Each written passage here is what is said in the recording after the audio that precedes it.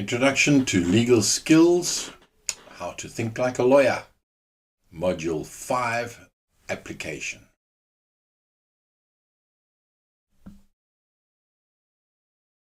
Right, so what are we going to do in this model?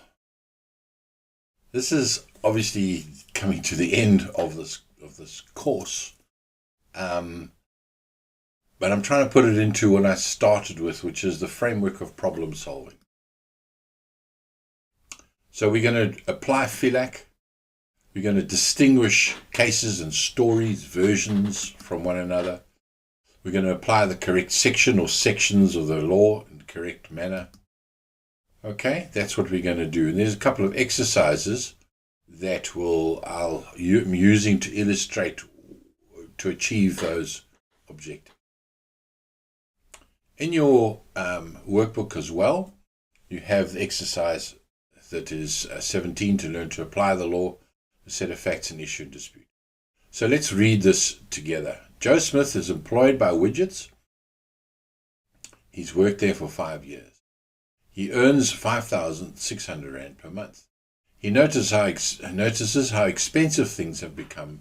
Cost of food and petrol have risen often, so he decides to ask his boss for a raise. He meets his boss, Mr. Scrooge, and asks for a raise. How much more are you asking for? Says Scrooge. I need 6,000 a month, boss, says Smith. You're joking, I assume. I will not give you 1 cent more. I pay you too much already, says Mr. Scrooge. Mr. Smith decides the only thing he can do is stop working, which he proceeds to do. He also makes himself a placard, which says, I am on strike. I demand a living wage of 6,000 Rand a month. Pay up. Stop oppressing the workers. Okay. So I've put there also for you the issue. We know that all employees have the right to strike. The question is Mr. Smith on strike? So you're going to go and research the law. What does strike mean? We have covered this, and I'm repeating it, but anyway, it's part of the learning process. So what does strike mean? Remember what I said to you? Don't go and guess now. Don't go like, oh, I think it means whatever. No. That's not what we do. We've got the law there. You know where that is. Even said there, Section 213 of the Labour Relations Act. Go and have a look what it means. Right, I'm assuming that you've done that, and that you now, because of what we learned, you think, okay, well, what are the elements of a strike? First of all, this is how you apply, okay? Going into the application process. We take the elements now of the strike. It says an employment relationship exists. Okay, well, go to the facts. It says Joe Smith is employed by. And I put in your workbook there, don't add or whatever, because I know students over the years, but what about if we don't? No. Just for this exercise, we stick to the facts, okay? So, retardation of work, the facts are, Mr. Smith decides the only thing he can do is stop working, proceeds to do. So that element in the forms of evidence, facts, has been established. The other element is, we know, to remedy a grievance. Well, he's doing that to remedy a grievance because he wants more money. Then there's the element of acting in concert, which I've explained. Funny word in English, very unusual, but it means acting together. And when I went through this, I said the elements are employees acting together. So Mr. Smith is not on strike. Why? Because his conduct doesn't fit the definition of a strike in terms of the Labour Relations Act. Why? Because it's just him. Now, we can say, but he's doing other things. What? Okay, well, that's not the question. The question is he on strike? Do you get a sense of how you would go about applying the law in this kind of situation? I can't reiterate. There's a process here.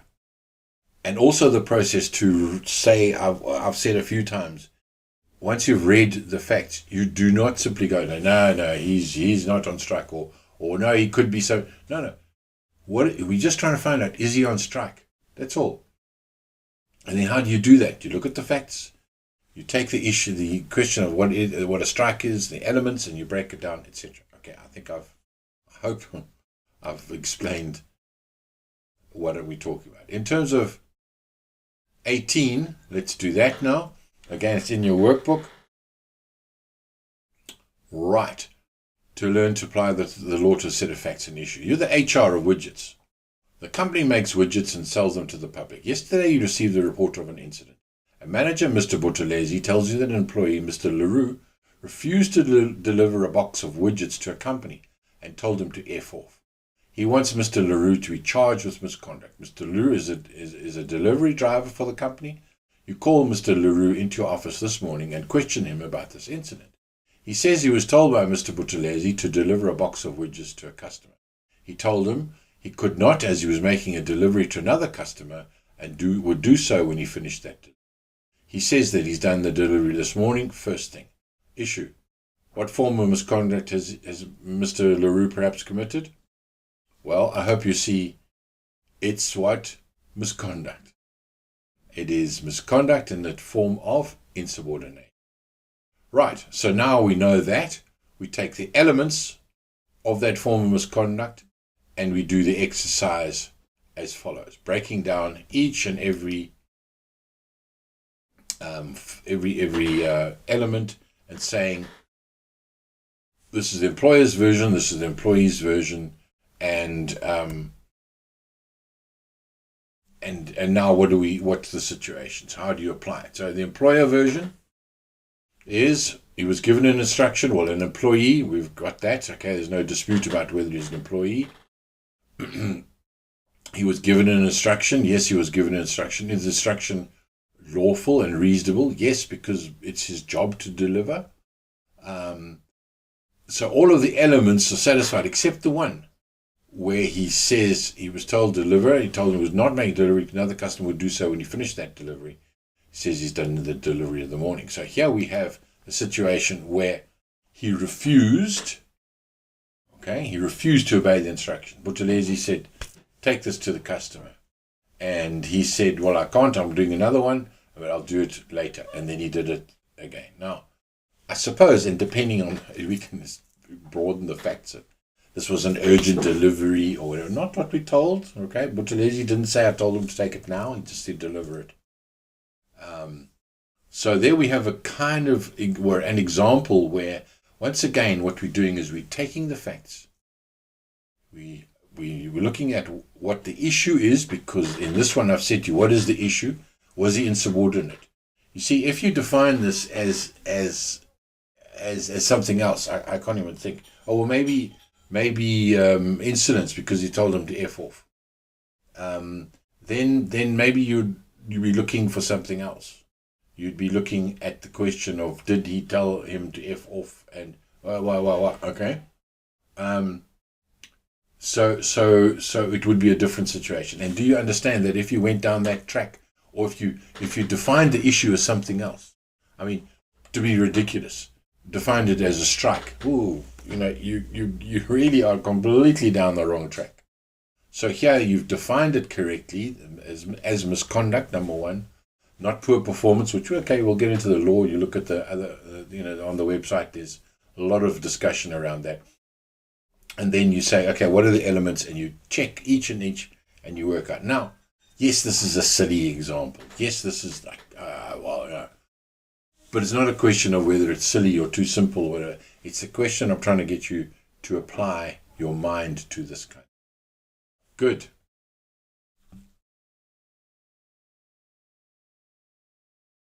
Then there's the next skill and final skill that I want to explain to you and to show you. It's the skill of distinguishing cases.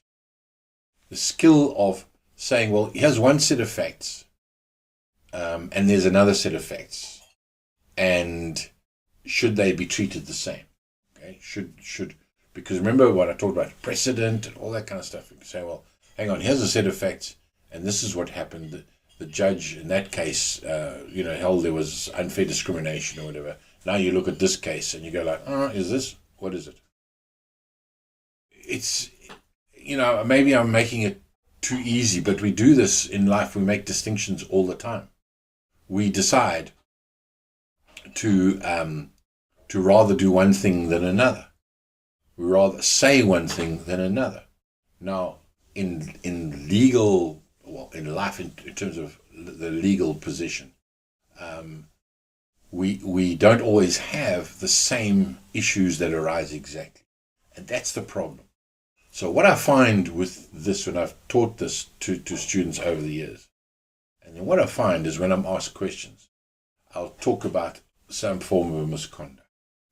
And then the first thing will be somebody, HR usually saying, well, at our workplace we had this problem and da-da-da-da-da-da. So what you're missing is I'm explaining the principle. The principle applies like this. And then within the way that it is applied, there's a range of, if you like, answers to that particular problem.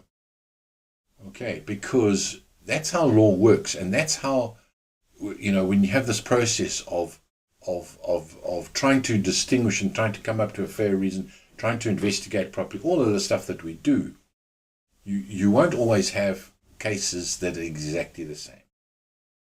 So we need to be able to distinguish, something that we do in life anyway. We distinguish from the facts, always relevant facts, okay, not the side story or whatever. It's the relevant facts we're looking at. The facts will differ often. I mean, in either in small cases, but sometimes in large issues as well. The issue of dispute, okay. As I've put in your workbook there, one employee is alleged to have been late for work, another employee is late to be late for work under the influence of alcohol and subordinate. Wow, all right. So you can distinguish these cases because the issues are different. And then the law, all right, the law regarding insubordination is different to other law like about unfair discrimination. So let's try and apply this idea of distinguishing cases. And I've got an exercise for you there. Once again, Bayete security case. Now read the set of facts. Mr. Smith works for ABC Pty Limited. After graduating with a BCom from the University of KwaZulu-Natal, he was employed as an admin clerk in July 1995 and earns 5,000 Rand a month. His job was to administer the filing system, and he reports to the finance manager. Last month, the company employed Ms. Strong as the administration manager, and she earns 8,000 Rand a month. Smith feels that he's been discriminated against and wants to know if this is a case against the company. Advise Smith. What am I asking you to do? I'm asking you, well, yes, understand the facts. Look at the issue. The issue is there for you, tells you. He wants to know, has he been discriminated against, and if he has a case. All right, so we'll go through this in a step-by-step. Right, we understand the facts of the matter. Happy? Understand the factor? Same thing as before. This is just an example. So again, I'm saying don't add or detract to it. Just stick to what's there for this exercise.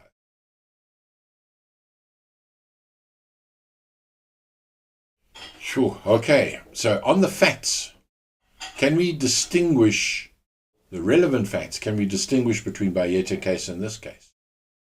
Because I'm using Bayete as the law, all right? You'll see it's the same sort of thing, isn't it? It's demand for wages and saying one person's paid more than me, it must be discrimination. Well, can we distinguish in the facts? Let's look at the facts and see. The employer in the Bayete case was Bayete Security, and Smith was employed by ABC.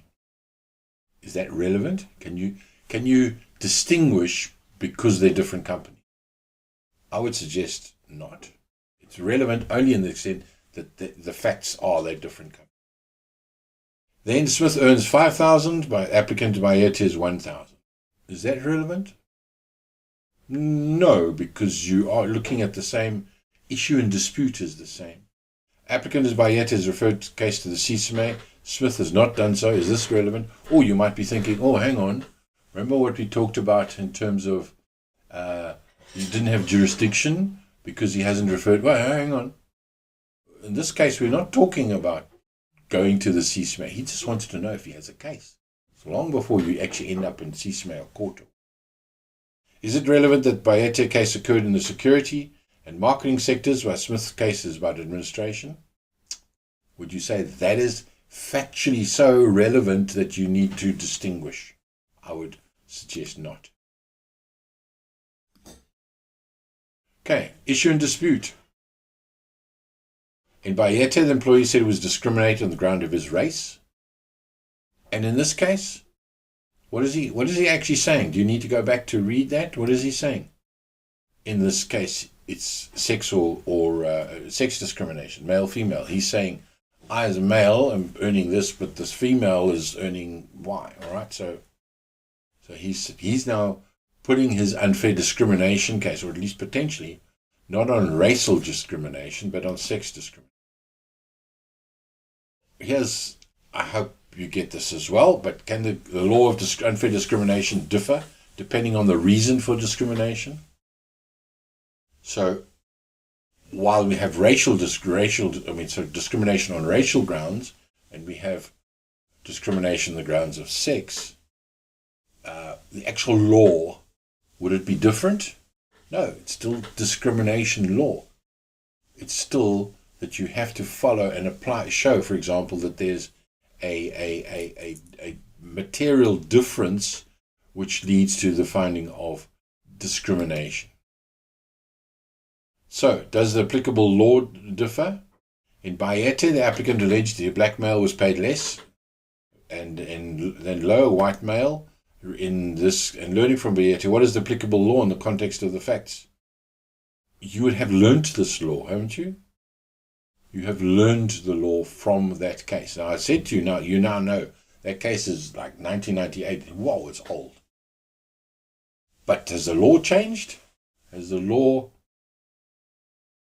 now set aside? What is the situation? So we know what the law is. And I'm quoting from that judgment. As old as it is, and there have been many more since then, it says the mere fact that an employer pays one employee more than another does not in itself amount to discrimination. Discrimination takes place when two similarly circumstanced individuals are treated differently. Pay differentials are justified by the fact that employees have different levels of responsibility, expertise, experience, and skills and the like. So apply that to this case. Is there a situation where we've got employees with different levels of responsibility, expertise? Yes. On the facts. Okay. So you get how to apply the law. Apply the law on the facts. Has he been discriminated? On the facts, the issue, and the law, has he been discriminated? All right. Now we look at, because of the logic that I've explained before, we said, no, there's no discrimination. And therefore, the next step would be, is this unfair discrimination? Well, remember what I said. It can't be unfair if there's no discrimination. So the Bayete case applies. And the Bayete case would be a good reference point. Yes, I know that there are more modern ones which you can look up in Safri and do some searching for you to deal with it. Right. So let's deal with this exercise 20 now. To distinguish one case from another, giving reasons for your decision. So now we reread the award in Haddon and Beach Casino. Remember that it's an arbitration award, so it doesn't create precedent. And yes, I'm also aware that since I did that, there has been a constitutional court case on the question that I dealt with in that award. Okay. I think that constitutional court case has been misread, and I've heard people talking about it, and basically they don't understand what the constitutional court actually said. Anyway, so Let's still use that and go through this. Sam is a shop steward and works at Widgets. He's told by the member of union that the MD of the company is buying a new company car. Sam does not inform his union officials of that. In the light of the beach casino cases, Sam committed derivative misconduct. You'd have to have read that, okay? Derivative misconduct is a form of misconduct that says that an employee has an obligation, a duty of good faith, and part of that duty is that if they're aware of misconduct or criminal action within the company, they're obliged to report it. Okay, so here, what would you say? Has he committed derivative misconduct? Well, one of the elements that you go through, and I will go through that in the award, is that there's got to be criminal action. Is there criminal action here? No. Therefore, it would not apply. It will not apply in that case. Don Kleinkler works for Happy Feet Chickens in the dispatch section. Yesterday, she was asked to assist with the delivery of frozen chickens to customers, so she accompanied the driver, Tony van der Westhuizen, to do the deliveries. When they did a delivery to Zappy Fried Chicken, one of the customers on their delivery round, Tony, handed over 10 boxes of frozen chicken to Musa from Zappy Fried Chicken, which was in accordance with the invoice and delivery note. Tony also gave Musa another 5 boxes of frozen chicken and was given 1,000 Rand cash by Musa in exchange. Tony then gave her 100. When they got back to the company after the delivery round, Tony was 5 boxes short. Don Kleinkler comes to you for advice. What would you tell her? So once again, you've got to understand the facts. This fits into the question of derivative misconduct. The question is, does she have an obligation to report what has taken place? Remember, she was also given 100 Rand. So, is she party to this? Yeah, question. So what would you say? In the light of what I've explained in the beach casino case, I would say she has an obligation to report it in this case. And I know I'm not going to get into the debate about the Constitutional Court case and how it's been understood by various people, etc. I would argue that there still is a duty of good faith. It is part and parcel of the employment contract that for her to report. In a sense, think of the alternative. The alternative is that this comes out, she would be dismissed as well. Why? Because she also took money. So, yeah, okay, we can go into a whole lot of other things there, but I'm just trying to show you that this process that I've explained to you, just with these two and a few other examples, in terms of distinguishing the situation from another, there is a thought process, there is a logical process. And yes, there is a range of right answers that, that depend on a whole range or a whole set of things. And yes, some people can differ in terms of saying, no, this would be, particularly with a sanction, dismissal or fine written warning and that kind of thing. You can differ greatly on. But that's not the issue. The issue is, how do you apply this in the workplace? So we make distinctions all the time. To do that, we look at the facts. Make sure you understand the facts. Remember, I've said to you that the facts are tested through cross-examination. Now, I'm not suggesting that you go and cross-examine everybody, but I'm suggesting that you make sure that you understand what the facts actually are before you jump into coming to a conclusion. You need to define the issue and dispute correctly. You need to look up the law, and I'll say again, do not guess what the Labour Relations Act says. Do not guess what the law is on, say, insubordination. Rather do what I suggested. Do a research or have a look at or have a textbook. But mine's better. But anyway, have a look at my articles and the courses on the various forms of misconduct. And then you'll see what we talk about. And then only then do we apply the law and make a conclusion.